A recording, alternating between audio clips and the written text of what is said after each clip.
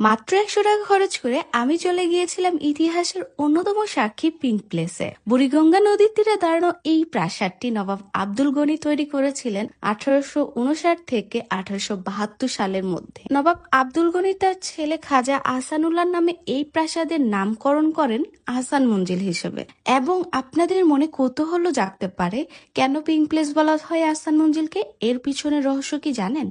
আসলে এর পিছনের রহস্য হচ্ছে 1888 সালে এক ভয়াবহ ঘূর্ণিঝড়ে প্রাসাদের অনেক অংশই ভেঙে গিয়েছিল। তখন নতুন করে পুনর্নির্মাণ কাজ শুরু হয়।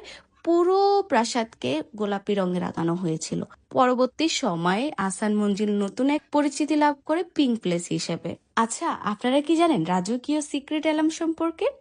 আসলে নবাবদের দোতলা হল রুমে এমন এক সিক্রেট খুঁটি ছিল, যেটা দিয়ে নবাবরা দরবার চলাকালীন সময় যদি কেউ প্রবেশ করত তাহলে অটোমেটিকলি নবাবরা বুঝতে পারতো।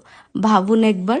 এবং শোনা যায় আহসান মঞ্জিলের ভিতরে এমন এক গোপন টানেল ছিল, যা দিয়ে নবাবরা বিপদের আশঙ্কা পেলেই দ্রুত বেরিয়ে আসতো। এখন অবশ্য পুরো টানেলটাই বন্ধ করে দেওয়া হয়েছে। একবার কল্পনা করুন তো, এই প্রাসাদের ভিতরে এমন এমন সিদ্ধান্ত নেওয়া হয়েছে যেটা ইতিহাসকে বদলে দিয়েছে।